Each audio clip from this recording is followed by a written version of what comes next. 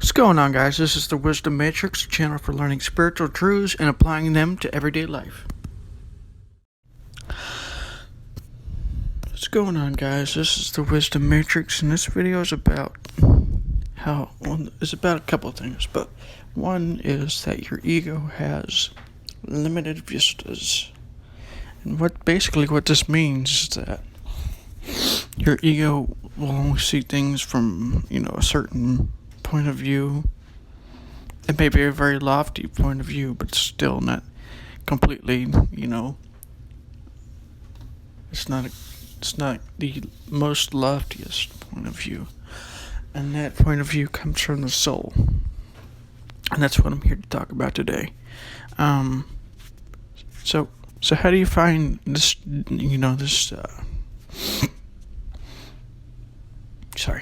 do you find this unlimited vista? How do you find this loftier point of view, or whatever you want to call it? Well, there's a bunch of different ways. You could do it the really hard way, which a lot of people try to do. They seek enlightenment and stuff like that. It takes years and decades, and they may never find it because they're looking for something that's in time, like without seeing that it's like that you can find this so-called enlightenment like right here and right now. Of course, this doesn't mean that it won't go away or anything, but you can control it easily enough. So how do you find this loftier vision of reality? Because basically, if you don't find this loftier vision, you're going to be stuck in your ego, and you're going to keep reacting to situations and stuff. So you need to find a loftier vision, the vision that comes from like the soul. So how do you find this vision? Well, there's a couple of ways. Some of them I've talked about here on other videos. Meditation. Widens your ego's worldview. That's start. How to tap into the infinite kind of detaches you from your worldview. Your ego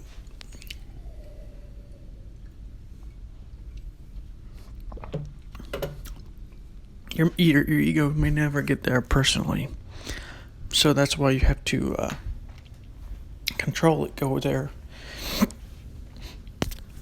temporarily, but that temporarily can last for days or whatever, because you can control it. It's not that difficult. So all you gotta do is if you've watched my video, the wise observer, or how to find distance in any situation, or something like that, finding distance in any situation or something like that. That's a way. I teach you that one now because that's important. Just imagine that you're, like a holy person looking at your own life, or at somebody else's life, or whatever the situation may be that's causing you pain or suffering or any type of agitation or whatever it may be. Just imagine that you're,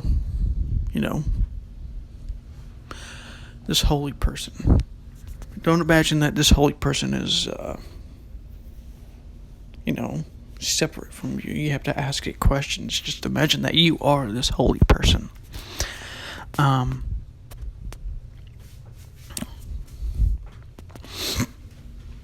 That's probably one of the easiest ways to do this.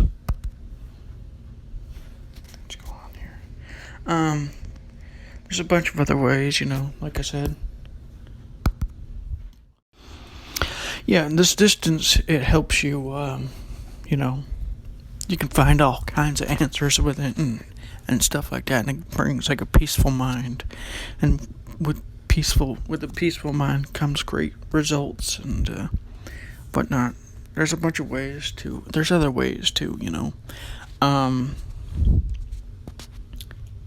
breathing when you breathe out, you feel yourself going inside of your body, like going deeper and deeper into your body until you find this peace. It should take only like 1 or 2 breaths to get to that point. That'll help your ego diminish a little bit. Not diminish, but it'll diminish a little bit. There's a bunch of different ways to do this.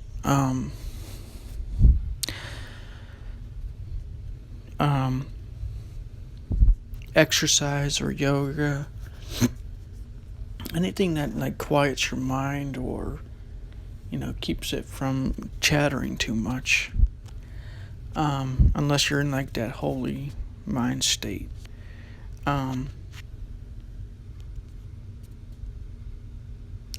You could do the exercise loving where you love everything that's happening, no matter what it is. But I think imagining that you're a holy person looking in on whatever situation it is that you're, trying to examine is better, because it accesses the soul directly, pretty much.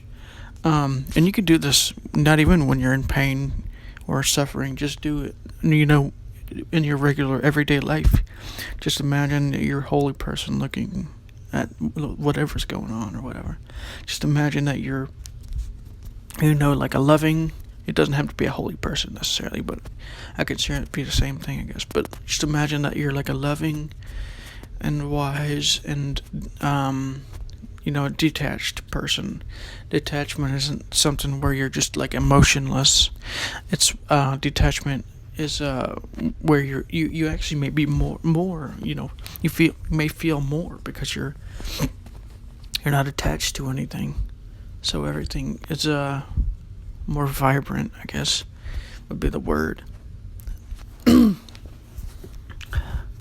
I'm not saying that I'm perfect at this.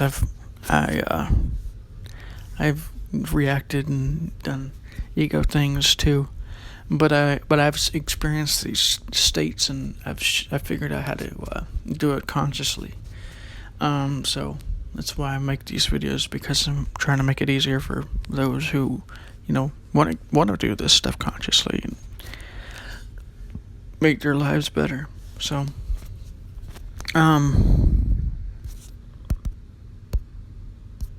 what's going on? There's a lot of ways to do this. When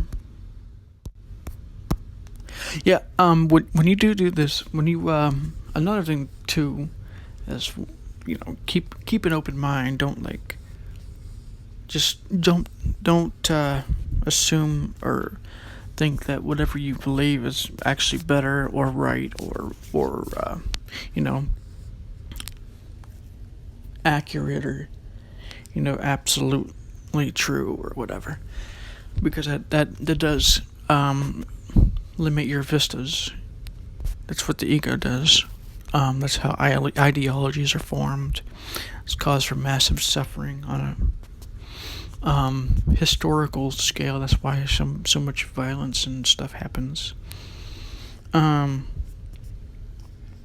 a lot more that I could go into with this one. Anyways, if you do like this video, please like it. Subscribe, click that notification bell so that you can get notified when I make a new video. Share it with others if you got some kind of benefit from it, so they can get the same benefit as you did. So, and just be careful. Like if you think something is absolutely true, if you have like emotions over something. Like say something happens, or somebody says something that goes against what you believe, or whatever it is that you hold to be true or whatever. If you get like emotional about it, that'd be something to be careful about, be aware of, and look into why you're emotional about it. 9 times out of 10 is because you're,